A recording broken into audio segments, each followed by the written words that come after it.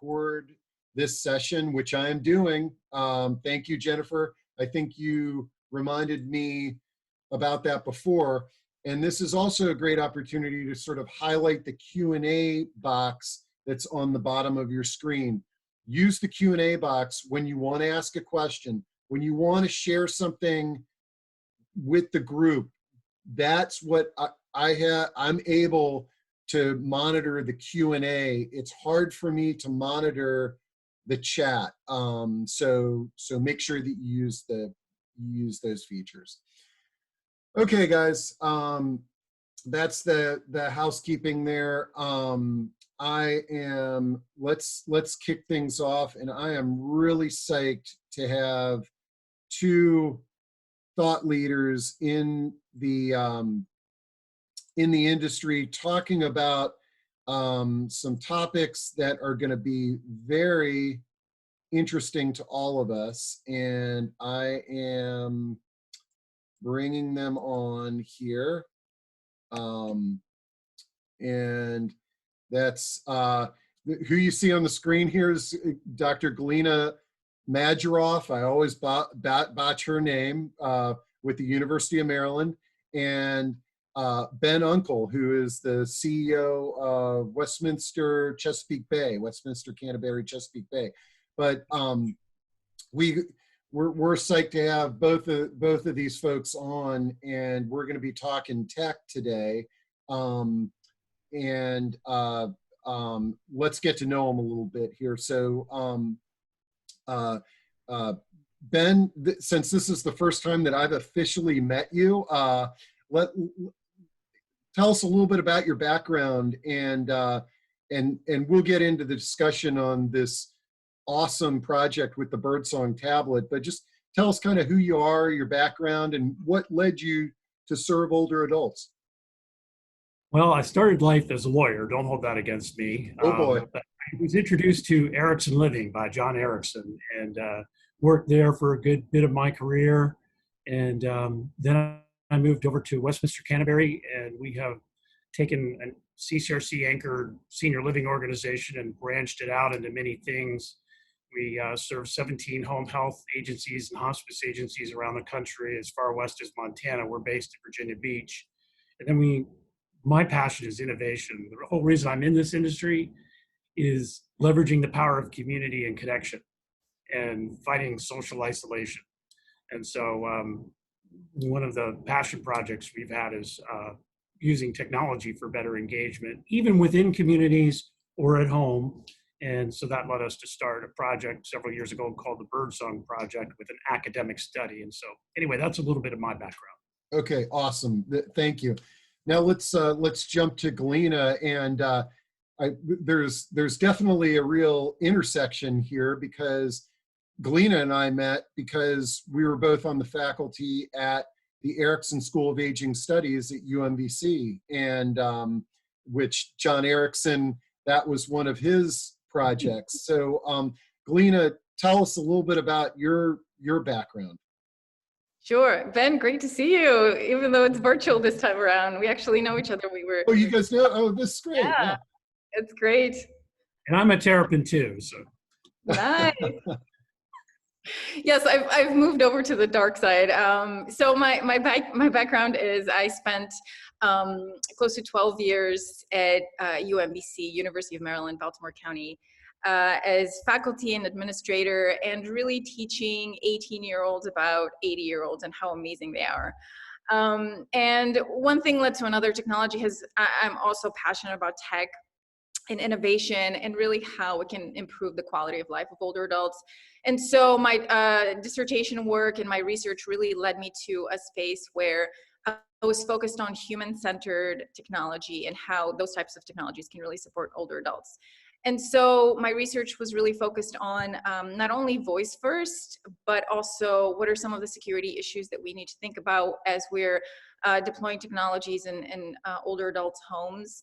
And so I did that for a long time, loved it, and decided to really kind of focus on technology. And so University of Maryland called, and I joined the College of Information Studies. And so now I'm at the iSchool. And so, as you can imagine, University of Maryland, a lot of resources, tons of brilliant people, and so I'm really excited to be working on their faculty, and lots of really interesting research there. So Cool. that's my And background. and you know what I like about you making the move over there, although I know UMBC is sad to lose you, is now you can inject the aging studies into the tech program, which I think is super important. So awesome. Okay, well, Ben, I've got some images that you guys sent over of the birdsong, but I'm really fascinated by this. Like, I got a press release or read an article and about this community that created a proprietary tablet, and did a research study with their residents. It sounds amazing. And again, before I shut up here, just a reminder to the attendees, part of today is to learn about some valuable resources that we can use in our lives or we can share with our clients. But part of these discussions are to inspire us all to think differently, because we've got to think differently with COVID-19, but to think differently about how can we innovate? How can we think outside of the box? And I'm really fascinated I'm really interested in hearing the birdsong song story. In addition, I'm interested in, you'd sort of mentioned that you serve home care agencies around the country. I'm interested in that as well. So give us a little bit about that background, and then we'll jump over to Galena and learn a little bit about voice tech. All right. I'll tell you about birdsong first. So, maybe 8 years ago, I was reading a lot of the literature about social isolation and the health impacts of loneliness and social isolation. And, stunned by the fact that even in residential senior living communities, there are pockets of people who don't get the full benefit of interaction. You can have great therapeutic rec, but there's some people who are frail enough or cognitively impaired enough that, do we want to be on a schedule about our engagement? Do we want to always be doing the engagement when human beings economically can afford to be available for a program, and then we have to be in their program doing what the activities departments are providing? And so I thought about, who are the people who are most isolated first within our communities? Because we also know the home is a huge market, and 95 out of 100 stay home, even who can afford to be in a residential community setting. So just looking at our own needs first, is what can we do? I think innovation really comes down to answering a problem. So what's the problem? What's the need? And then finding a way to overcome the problem. So the problem is that when you start to slip cognitively, people don't interact with you as much, and you don't seek out interactions as much. And when you become frail enough that you're in particularly a nursing center, level of care, your world really narrows. And so what is it that's affordable? Because, in the Middle Ages, a king could have a court jester, and they could come in and entertain you in the way you wanted to be entertained when you clicked your fingers and you were ready to be entertained. But we can't afford that as a society, to have entertainment on demand that's personalized to you by human beings. But what's cheap and can get at that itch?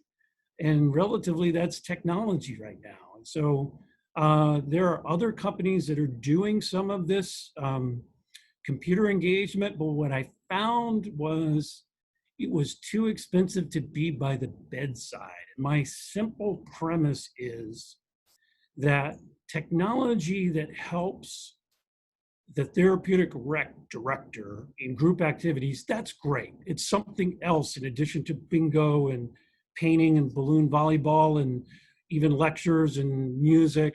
That's something else, but it still is an individualized on-demand engagement. And so those computer technologies were far too expensive. People bought one or two of them per community and scratched it off the list and said, we did that. We can put it in our marketing brochure. But what we wanted to test in our academic study is the premise that if you make it available 24/7, at the bedside, does it make a difference in cognition? Does it make a difference in depression? You know, can we see it move the needle with the geriatric depression scale and all the rest? And we did a 12-week double-blind study, and we found out that it did. It reduced blood pressure, which you can't control, you know, consciously. The people who had the computer versus just having alternate similar kind of human interaction, but then as we controlled that experiment. So anyway, I don't want to get too complicated, but we saw nearly a 50% decrease in depression. And we saw that both groups continued to age, obviously.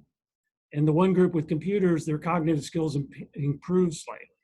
So nothing's a cure, obviously, for these things, but the use it or lose it premise is you can bend the curve and you can see some improvement for a while until the disease progress takes over again.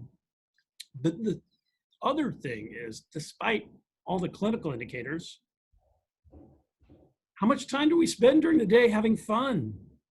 I mean, you want to have fun in life. You want every day to be as full of joy as you can make it. And so we found people spend a lot of hours using the technology.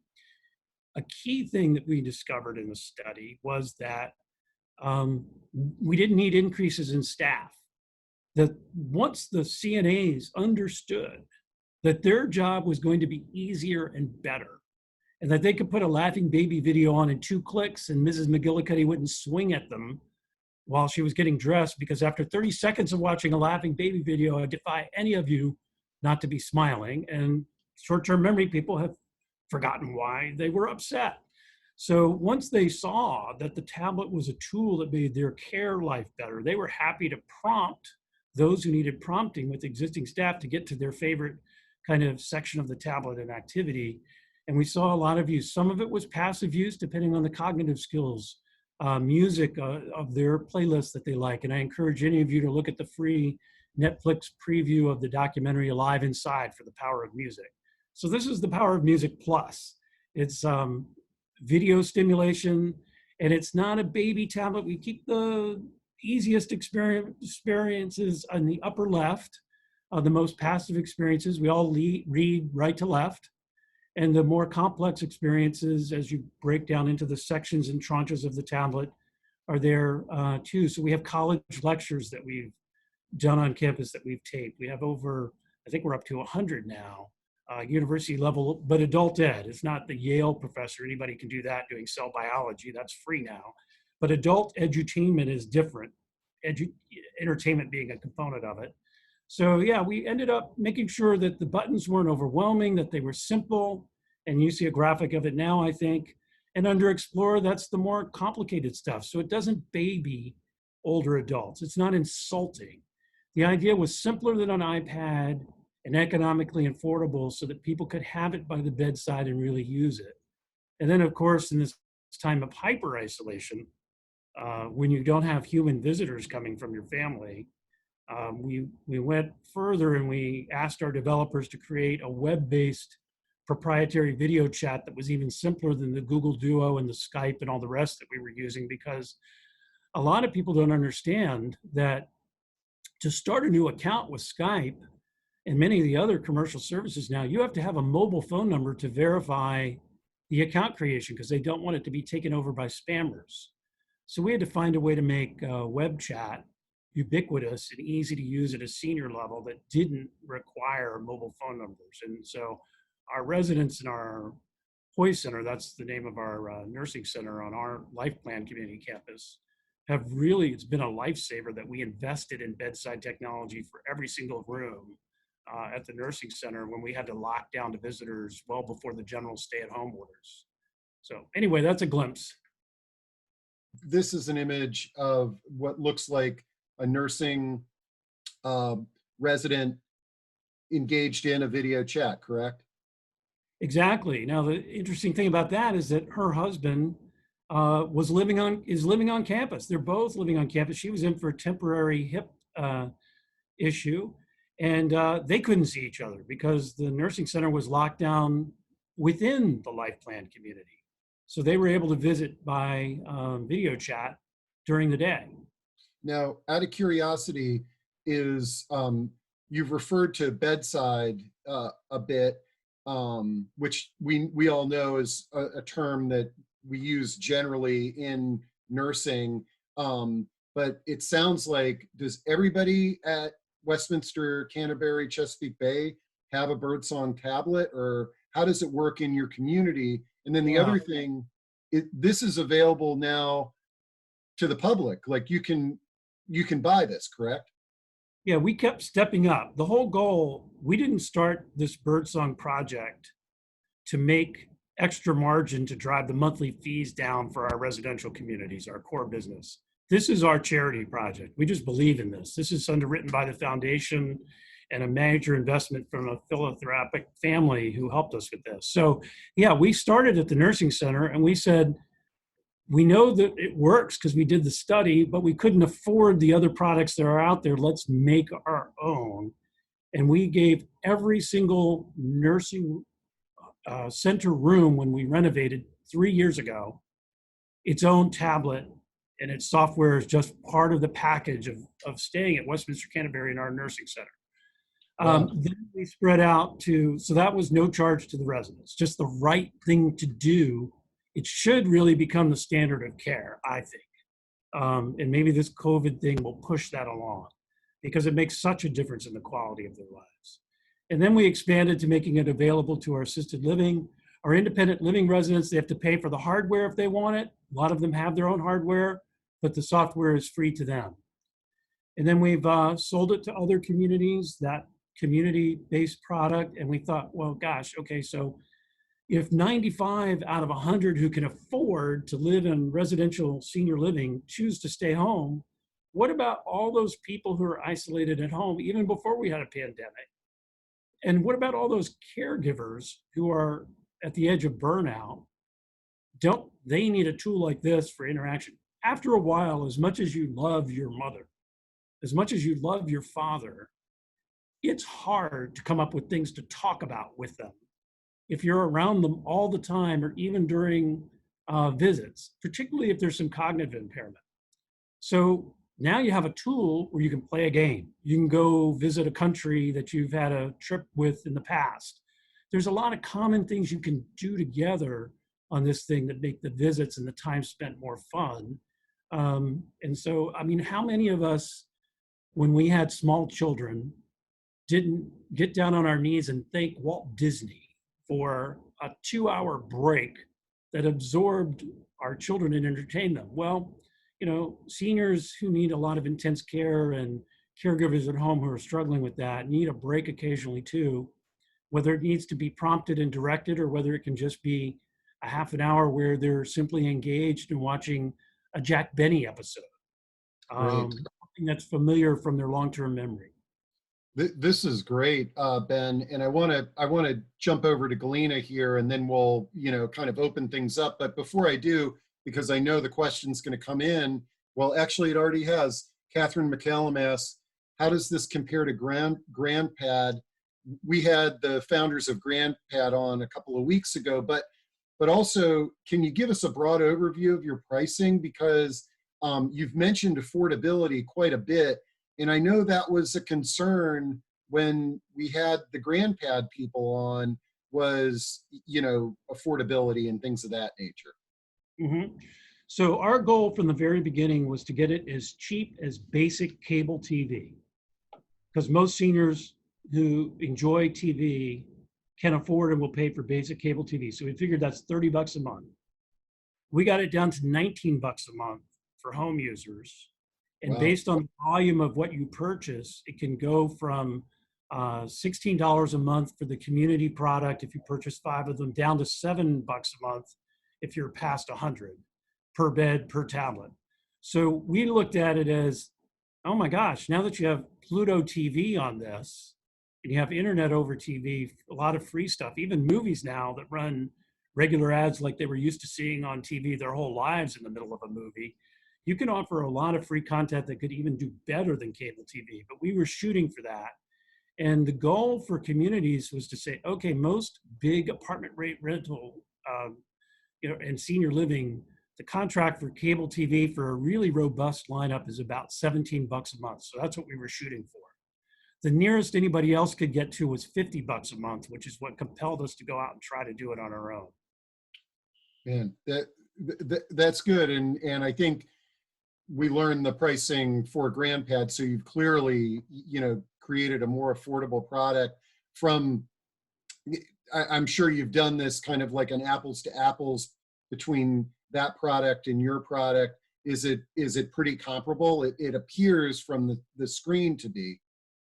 Yeah, it's less expensive, certainly even over the long term. Now, here's the main difference with GrandPad. If you get one of those and you test one of those, you start out and you have, I don't remember their current pricing, but you just had it a couple of weeks ago, so it's recorded. But remember, tied into their product is a cellular plan. And what does that mean? So that means the monthly costs are higher. And you do have to have Wi-Fi for us. So apples to oranges, full disclosure, you have to have Wi-Fi for us. So you've got to, set up your senior you love with Wi-Fi. But what does that mean? It means if you're working over a cellular connection, your offerings are not going to be as rich in video and passive entertainment that take up a lot of bandwidth. And we find the things that are most engaging for our clients and the things they like to do consume bandwidth. So GrandPad, you're going to see high on simple picture sharing and texts and things like that. Whereas we have college lectures and travel experience, virtual travel, a lot of old out of copyright TV shows. And then for the things that are modern that they want to watch on here, those are mostly ad supported, but not the pop-up ads that would throw the senior off. It's like the same ad you'd watch if you were watching a popular movie on a TV station. Occasionally you're going to get a Gillette ad or something like that, Right. A video ad, a commercial, a regular commercial. Excellent. This was a great overview, Ben, and I know we've got a few more questions and we're going to get to that, but I want to make sure that we kind of balance the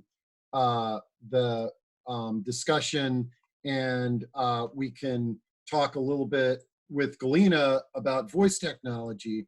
So guys, as you, just a reminder, use Q&A. So if you have questions for Ben and Birdsong, type those in now. Like, we're going to get to them. All right. Type them in while they're fresh in the mind. We're going to introduce, the topic of voice technology, and then we're going to get through everything with both of these guys. And what I'm going to do, Galina, to sort of bring you on, I did a little poll here in the beginning. I like doing these things, and I'm going to share the results.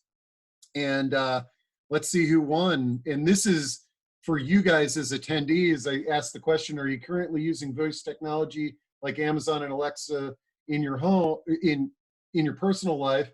And wow, it looks like the no ways, I don't want anybody listening in, won. That's kind of surprising because you all are here on this tech Zoom platform. So let's see, Galina, tell us a little bit about your research and what you've learned in terms of voice technology and older adults. Sure. This is a great poll. I see that it's pretty even across the board. So that's great. So I started working with Alexa and Amazon, I want to say about 6-7 years before the SNL skit, before the SNL Alexa video that I'm sure most of you have seen and have laughed, and all of the, the wonderful little tidbits that you have in there when you're working with older adults and voice. So it was really not that popular. It was just out on the market. I had, thought about, just because I like to, experiment with different kinds of technologies, I had thought about maybe getting an Alexa to test it out.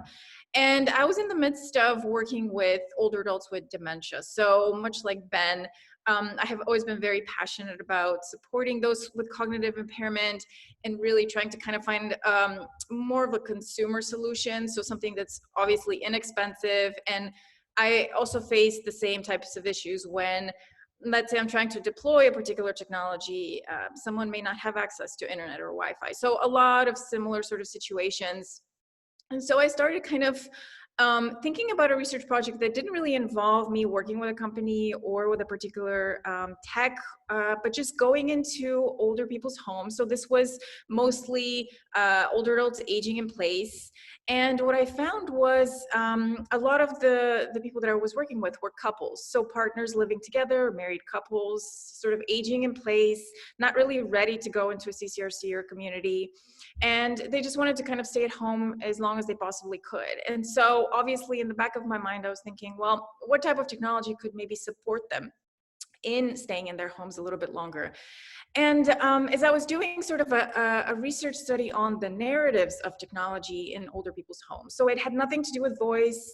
It was really about what types of tech are you using currently? Let's say if you are a caregiver supporting your partner who, let's say, was just diagnosed with cognitive impairment, what are some of the things that you're using? And what I found was it was a lot of DIY. It was a lot of, using the Kindle for one thing and maybe the iPad for another and a desktop.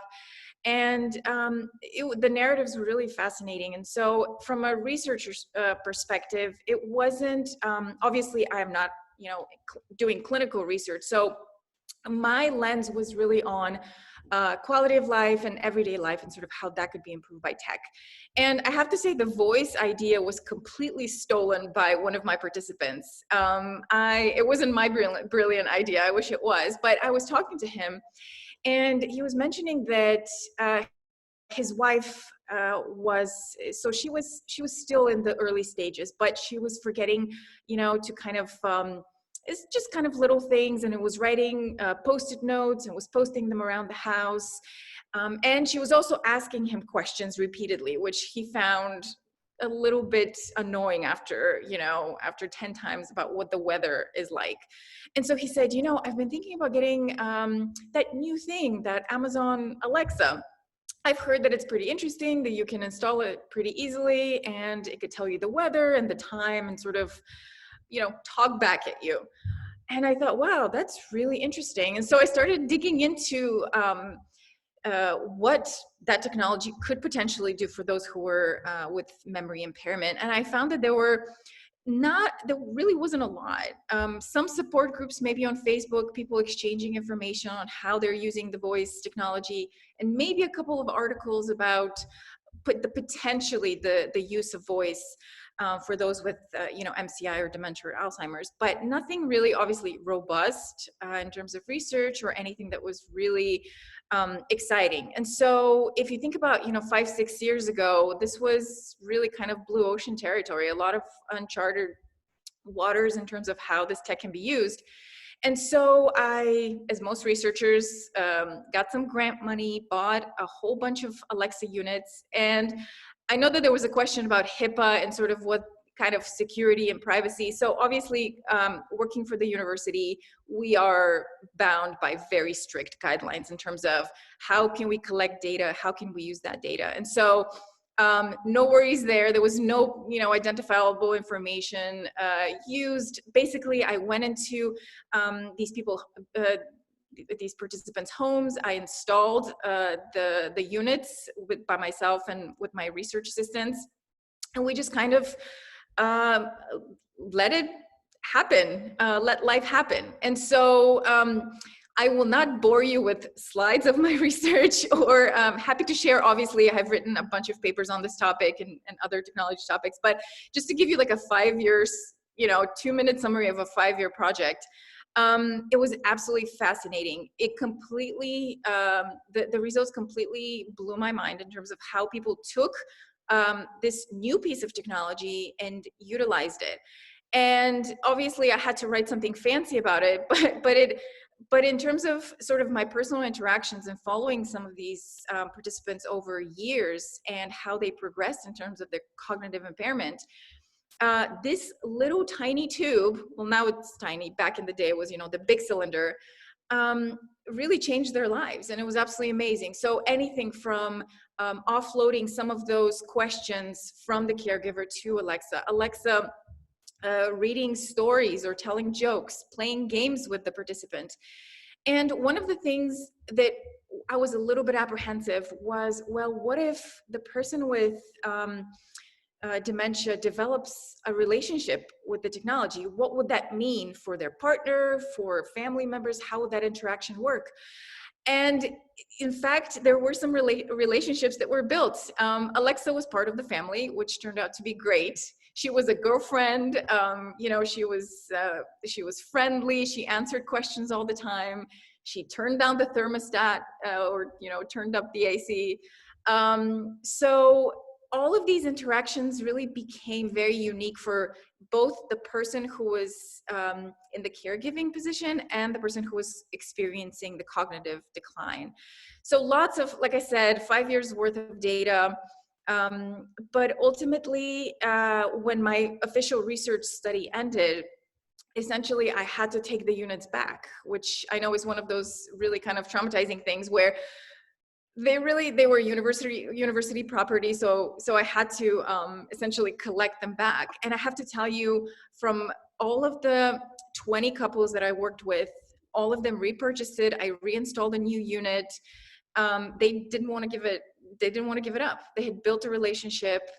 And it was, as I said, this wasn't really a clinical trial where I was kind of trying to measure whether depression or any other sort of aspects of kind of physical functioning changed.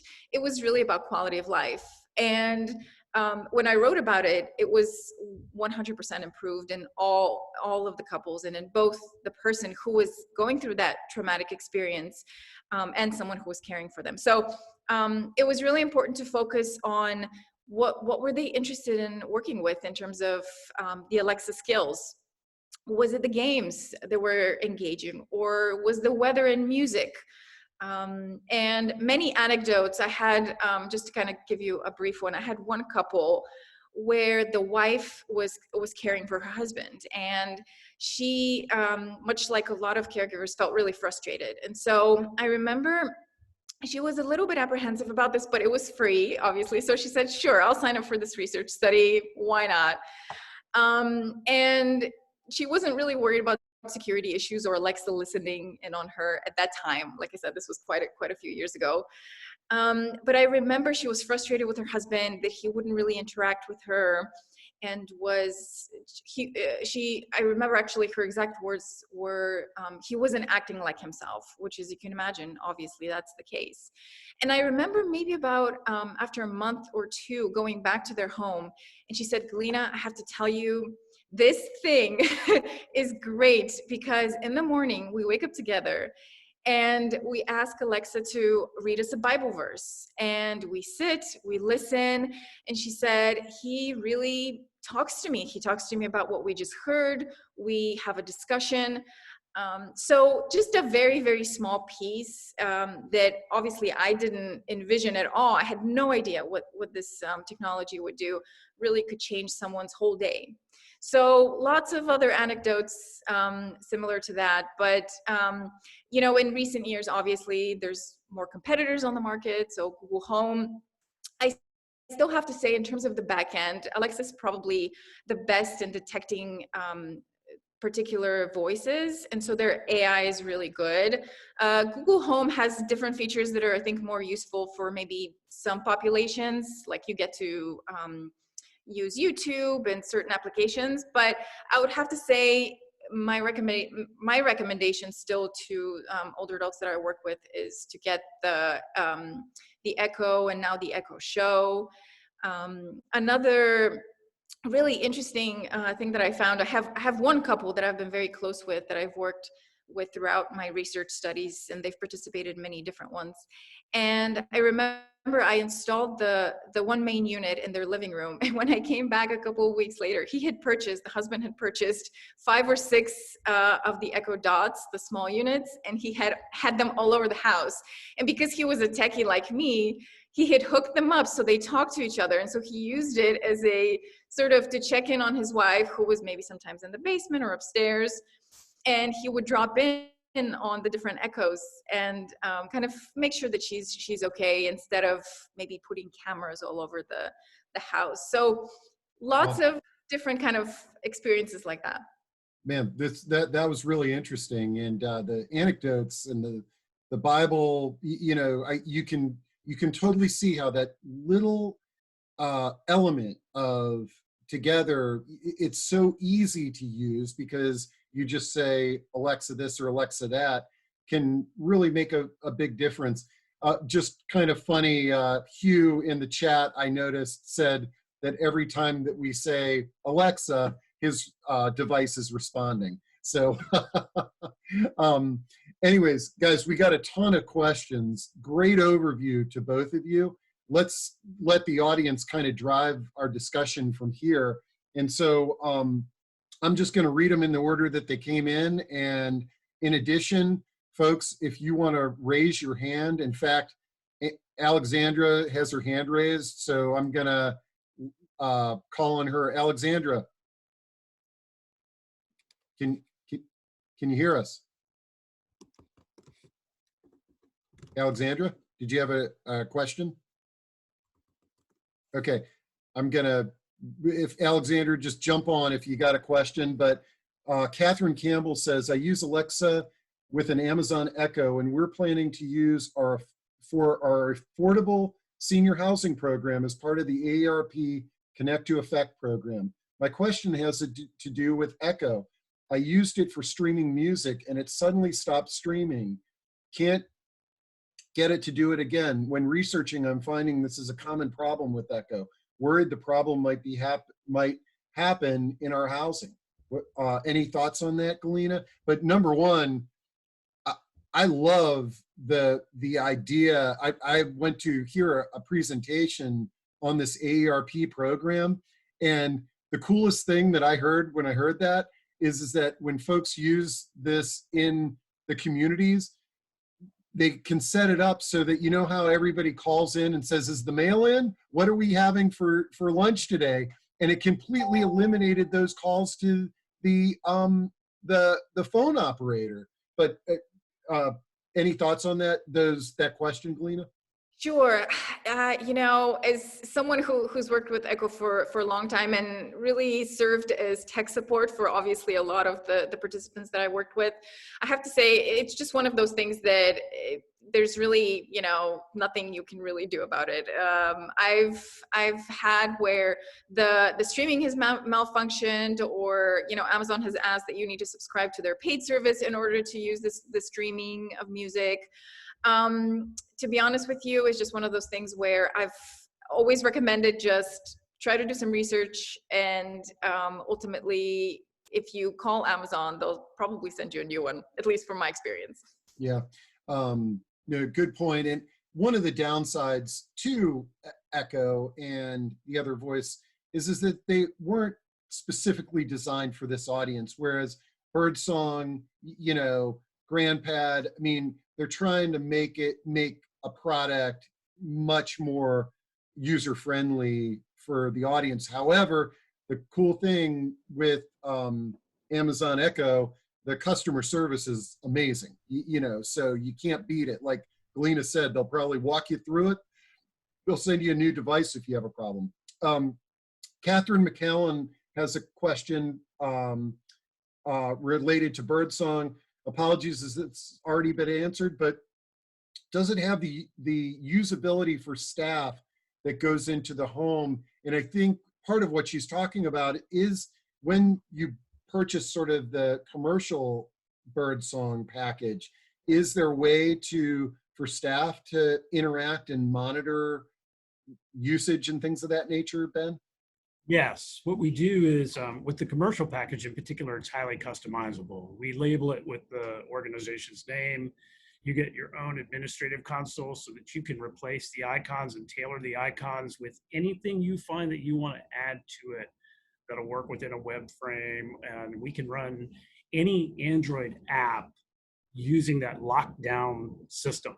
So we can add or take away and put your organization's name on it with the commercial product. It's highly customizable. And that's a great point.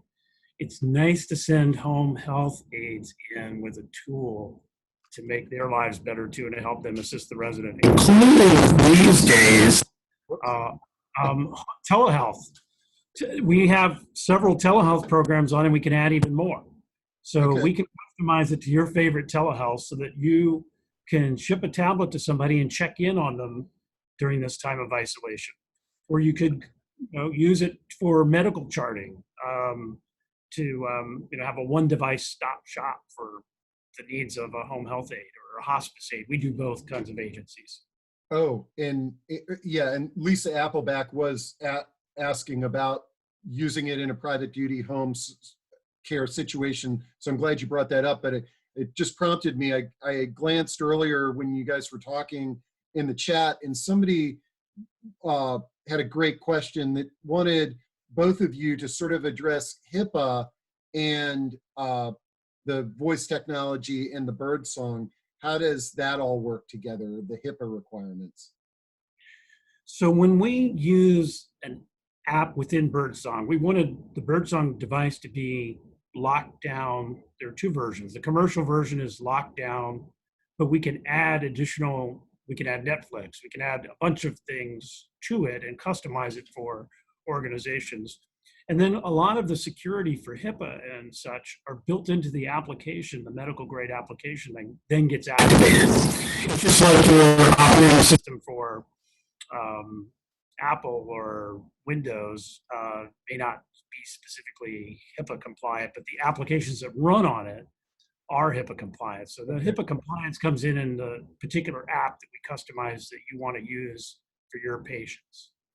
Great. And Galina, I know one of the things, as we saw in our little poll there, is that one of the concerns that is out there with voice tech is the privacy. And, how does all that work? And are there ways, like, let's say that I am a home care provider or a senior housing provider, and I want to provide echo in all my rooms. Is there a way to make that HIPAA compliant or to help with the privacy concerns people have?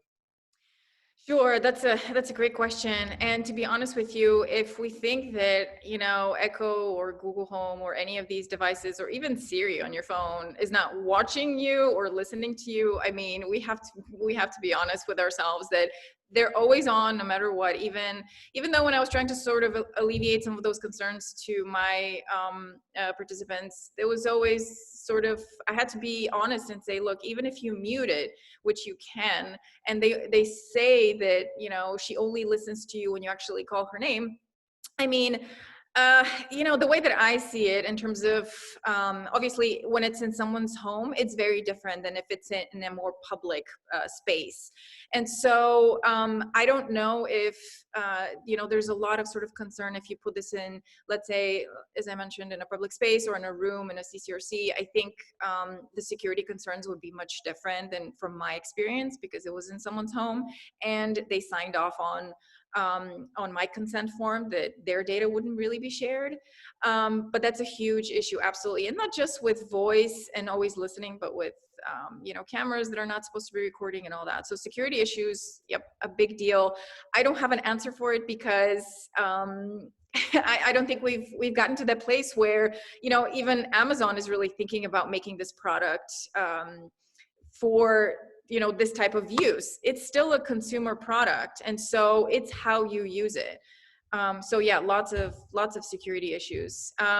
For the people that I worked with, it was really, what are you sacrificing and what are you getting? So you are sacrificing, yes, maybe you saying, Alexa, help me bury a body. But, and where does that voice snippet go to? Obviously it goes to Amazon, and they're going through that data, even though it's aggregated. But you are getting, obviously, something from this experience. And that's how I look at all technology, really. The risk reward, yeah. Yep. Let me see if Margie Hissel-Arnold, she's got her hand raised. Margie, can you? Yeah, hi. I just have a question. I came in a little bit late today, so I'm not sure, when you were describing the 20 couples in your research, Galina, were any of them moderately impaired? Because I'm thinking of people that exhibit paranoia and delusional behaviors, because I could see that could be a problem. So I'm just kind of curious. I mean, I've had some clients that have used it and pretty much used it well, but no one who's really had that type of behavior. So I'm kind of curious if any of those clients, had that. Good question. Thanks. Great question, thanks. So it was really a full range. And when I started working with them, they were, a lot of them were mild and ultimately went to moderate and actually severe after the research study was concluded. And I have to say there's probably only one really, one person that I remember sort of exhibiting some behaviors is the ones that you mentioned. And it was actually when she was told that the study was ending and then they'll have to change her Alexa. And so I remember her husband actually calling me on the phone and saying, she's very upset, she's very angry because she really relies and trusts Alexa. And so when I told her that you were taking her away, it really sort of kind of spun her out of control. But nothing other than that I can remember while it was in the home or is being used. To be honest with you, I did have couples where it just collected dust because maybe there were some more severe symptoms and they just didn't find use for it. And there was really no interaction. So it was really champions who really used it or those who just didn't really care for it. And obviously we replaced that unit for this particular person, but that was traumatizing for her, I remember. Great. Ben, Ken Silverstein says, do you have a sales force that can provide demos, particularly in the Montgomery County, Maryland area? And obviously these are all providers, and I know that Ken is with an assisted living company. How does that work if any of our network would like a demo or to consider using Birdsong in their community? Or you can just email sales@birdsonglife.com. But yeah, we have a sales force out and about around the country. We do these days a little more in webinars, so we can do a interactive webinar and demo the product that way. But certainly we can ship several to somebody who wants to touch and feel and all the rest as well. But there are people out on the road, a sales force that we have selling to commercial clients. Great. And then let's see, Tasha asks, are you envisioning this for individuals to purchase for an older relative, or is this a product mostly for businesses to purchase for their clients? I guess, yeah, you started off, it was just in your community, then you expanded to other communities, and then you expanded to private. How long have you been providing this as a private purchase?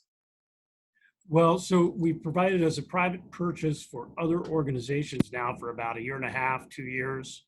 And we just, this holiday season, started testing ad campaigns and messaging for individual home sales. And then one of the key things, I'm glad you led me to this, that we decided to do with the support of the person who gave us the gift for the study is during the pandemic, in particular for home users, we took as much of the operability and as much of the content as we could, and we put it on a free website, Birdsongtablet.com, where people could open up, if they have their own device already, they could open up a website. Now, the trade-offs with that is not everything runs, but a lot of it runs on a website well. The other trade-off is, again, our niche were the people who have some physical or mental impairment. So we like hitting the power button and having it open up with those 6 icons. As soon as you get to a web product, you got to have somebody who can log on, who could run an iPad already. But it's a way in this time of severe need for senior-friendly video chat and entertainment while people are locked away and bored. It was a way to get over the device hurdle and have something be a device agnostic and do it for free during the pandemic, just as a public service initiative. Great. So that's available to everyone now. Alexandra, Johnson, I just want to make sure that you have the ability to ask a question if you wanted to. I think you may have pressed that button by mistake, but Catherine McCallum, you got a question? Yeah, hi, can you hear me, Steve? Yep. Great. This is for Matt. Matt, I worked in the Aging in Place Village movement for a local village, and one of the things that going into the home with your product, you said you run off of Wi-Fi, and Wi-Fi is a little bit less consistent than the using using a hello. Oh, okay. Well, look, Wi-Fi is less consistent. Have you found tech problems now that you're kind of expanding into the home based on it being a Wi-Fi platform? And how do you respond to tech problems in general with your product? So we have a free tech support line. It operates during business hours, but we can get back to people at other times. Yeah, with Wi-Fi, what we find is the only problem is initially getting on. And we have a button where you can share your screen with our technician, and we'll call and talk people through getting on. You have to know what your Wi-Fi password is. But once you know what your Wi-Fi password is and how to log on to Wi-Fi, that's the biggest Wi-Fi hassle, then you're over. And even your adult children could help you with that at home. But yeah, we have people who will walk you through it and be very patient, and screenshots and all the rest. Once we have the connection, with your permission, we can remote into the tablet and do anything we need to do to help you through anything, including resetting the tablet remotely back to scratch. So we can fix any tech problems. There's not a big, heavy tech burden with this. It was designed to be simple and locked down. But so Wi-Fi, I mean, that's just the same in your own home. You have to have decent Wi-Fi. And so one of the limitations of the Birdsong tablet, as opposed to GrandPad, is if you're out in a rural area that has cell tower coverage, but you don't have Wi-Fi in your house, then GrandPad and sticking to taking pictures and exchanging texts and all that GrandPad excels at is the better product for them.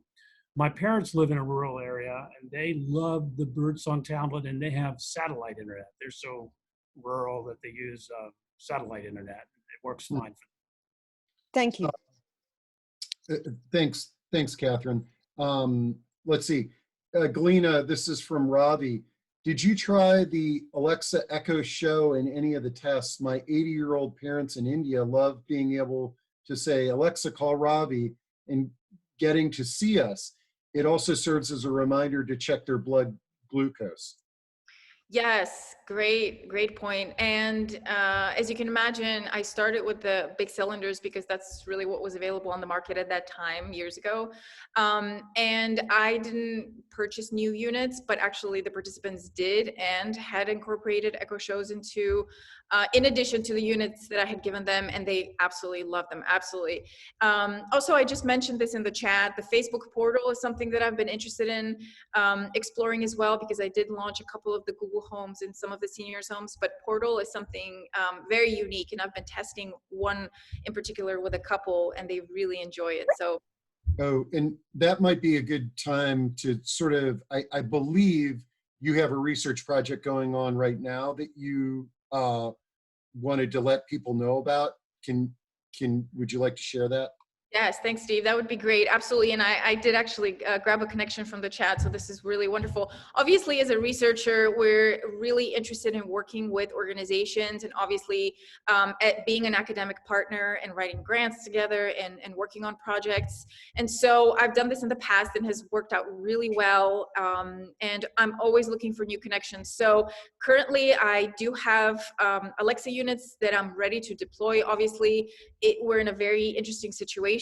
So I think figuring out how that might work will be interesting, but that research project is still ongoing and sort of seeing what the impact is. And then the other one is I am actively working on a cybersecurity solution for older adults as well, that we are looking for partners and participants who are interested in actually helping us build it and develop it and design it. So if you're interested, please drop me an email to my UMD email address. Galina, when we get off the call, email me anything that you'd like to go out to the group in terms of contact, and I'll make sure to include that. And that goes for you too, Ben, when we do the follow-up. Okay, I'm gonna rip through the rest of these questions. I know we're getting close to 1 o'clock. Yesterday, we stopped a really good discussion right at 1. I'm just gonna, as long as Galina and Ben can hang out for a little bit, I'm going to keep this going. If you guys need to leave, let me know. But I think we can get through these in the next 5 minutes or so. Ben, what is the cost of the Birdsong hardware for an individual at home? Yeah, for an individual at home, we don't mark up the tablet at all. We sell a Samsung tablet, 10-inch, think about $300, you know, whether you Okay. get cables or accessories or something like that, about $300 and then $19 a month. And you also have the option, if you want, of prepaying or getting a lifetime subscription. So there are various pricing models. Some seniors don't like a recurring charge on their credit cards. You can pay upfront for a lifetime subscription. So there are various pricing models, but that gives you a rough idea. Okay. And then how are contacts added to the Birdsong? Can people access the software on mobile devices without the device? Yes, we have a family portal for people to upload photographs. And if you mark a photograph with a heart symbol, it stays on a slideshow at the opening screen. So you have a family album kind of rotating through the opening screen. Okay. Can you tell me how to purchase this for my mom that's currently in a nursing home facility? Yes, just go to Birdsong Life, LIFE.com, and you can buy it online now and have it But shipped to you. one thing that I would say to that participant is I would go and do that so that your mom can have it immediately. But I'd also consider, especially in this time of COVID-19, introduce them to the Birdsong concept, because I would think that right now most communities are looking for a solution, and they might open up a commercial account and your mom could have it for free, you know? That's right. Shame them into investing in quality. Yeah. Let's see. Okay, this is an Amazon question. How would this compare? Oh no, this is a Birdsong question. How would this compare to using Amazon Echo 5 between a resident and a family, especially when dexterity is an issue and touching a pad is not possible? Yeah, so I like the Amazon Echo. I have one. It was in the background just before this thing. I use the Echo Show to talk to and look at.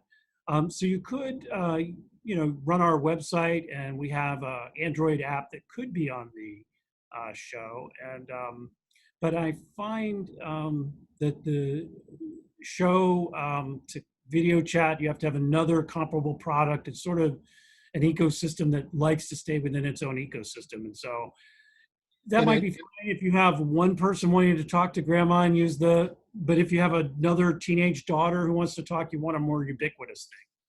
Yeah, and I think another element that question brought up is if somebody does truly have dexterity issues or possibly vision issues. I mean, looking at the screen, even though they're getting bigger, with somebody with macular degeneration can be difficult, and that's where this voice technology is absolutely amazing. It's sort of, you wake up and Alexa, tell me what the weather is, versus looking at a screen. So I would say this is important. It depends on the disability. It depends on the impairment, rather.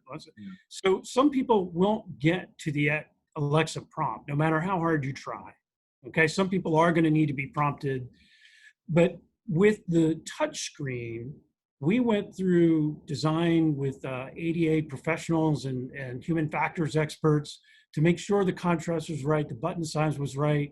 And even on the 10-inch, we have great success, but we have a 15-inch model too for people. So I think we have to recognize that you're going to have to tailor and think about the individual strengths, let's call it strength-based, the strengths to tailor the right technology solution to the individual so that it doesn't collect dust. Great. Let's see. Joan Green asks, can a family member customize the Birdsong product and act as the administrator from a distance if the individual lives in their own home? How robust is the customer support when it comes to helping people setting up contacts, chat, adding music, video, picture sharing? Yeah, very robust white glove tech support for helping people at home. In the current release, we did not envision customizing the home tablet. We have a family portal for family members to upload pictures and to upload contact information and make the video calling simple and all the rest. But in terms of adding and taking away icons, we don't have an administrative portal that does that yet. However, I would tell you that once you hit the internet button, you're on a web browser, and you can talk your parent through bookmarking, like the hometown newspaper, under the internet button on the browser. And so there are ways to customize it. The commercial product is where we have the mass customization for a whole subgroup, where you can put the local church sermons for that neighborhood on it, the local church websites under various icons in the decision tree. Great. Tasha Beauchamp, I'm botching her last name, says there was a quick mention of an AARP program that synced with the technology. Can you repeat the name of the program, perhaps why it's useful? Galina, can you share some more details on that Sure, you're talking about AARP? the skill, right? The Alexa skill. They're Yeah, and I developing. think AARP, they have a sort of, it's actually for affordable senior housing is where it was AARP Foundation. I don't know if you know any details on that. I think they do have a tablet as well, but they also, I'll talk about the voice aspect. Actually, I worked with them on early on in the stages when they were developing their actually Alexa skill. So if you're not too familiar with sort of how the Amazon Echo works, there's not apps, but there's actually skills. They're currently free. So any person could develop a skill and upload it to their Amazon Echo device, which is actually pretty unique and interesting. So that's something that actually I've also thought about doing, is how could we use those skills to really customize the device for the population that we work with. And the AARP, I think it's called the Echo Buddy or the Voice Buddy, something along those lines. And it's really, they developed it for, I think it was low-income Baltimore residents for a particular building in order to kind of strengthen social connections. And once again, voice first, so easy to use and interact with. The one aspect that I have to say that is really, really cool about the AARP voice skill is that it can slow down Alexa's speech. And so sometimes when she's talking too fast or she's waiting for your answer and you need that kind of time to get to that answer, it's a really cool aspect. So that's as far as I know, but I haven't played with it yet. Tasha typed in Connect to Effect program. Are you familiar with that? Connect to Effect? I don't know the exact name, but it may be sort of this, maybe it's the same project. All right, great. Let's see. I think we're getting, let's see, this is an Alexa. How does Alexa work when a nurse doing an in-home assessment, which should be confidential? I think we addressed that in that at this point in time, to our knowledge, there's not sort of a HIPAA element to Alexa, correct? So yes, exactly. Not to Alexa, but actually, was it last year or the year before? There's a voice summit. So there is an actual conference where a lot of voice partners get together. It's a lot of companies that are trying to sell voice first technology, but there's some interesting aspects. I'm happy to talk offline about that. But there are actual medical companies that are developing, much like you mentioned, Steve, sort of FAQs that are health related, that are HIPAA compliant. But when you have it in the home, essentially, it's really, you have to let that nurse know that there is an Alexa and she could be listening. And then if that person asks for the device to be muted, then, that's obviously between the person and their caregiver. And Yeah, I think we people may can, not know that there's a mute button on that Alexa thing. And so, I mean, yeah, the nurse could come in and turn it off if the nurse is aware. Right. And I think we can wrap things up with a couple of questions related to Birdsong. And this is it available strictly as software? Would it come loaded into onto a tablet? And then is it also an Android product was the question. Yeah, it's an Android product. The commercial product is an Android product. And when we sell it, it comes to you pre-provisioned so that it opens up with our software and it stays in our software. We want to, again, not have a frustrating experience for the elder. Now, the Birdsong website is a brand new initiative, the web app, if you want to call it that, that's device agnostic. And we're going to play with that and see what we can do for people who are already invested in, say, a Windows architecture or Apple architecture for the devices that they have. So right now, the commercial product is strictly Android. Great. All right, guys. Well, we went 7 minutes over, but I'm glad for those that hung in, and I thank you two. I love it when the audience jumps in with all these great questions. It really creates a much more robust, audience-driven conversation. Thanks to both of you. Please, when you get off the call, if you don't mind, hitting me with an email that has details that you'd like to share with the audience. And later this afternoon, I will get out follow-up, the recording of this, the chat, and resources from our speakers along with their contact info. And again, thanks you guys. Thanks for having us. Okay. Great to see you again. All right, great. I'm just cut and pasting chat, but you guys, everybody can kind of drop off. Boy, we got a lot of stuff going on in that chat today. Can we capture the chat, Steve? So yeah, that that's what I'm doing right now. I'm terrible at that. No, I'm doing that right now so that that, like I said earlier, the chat is kind of like a business card exchange.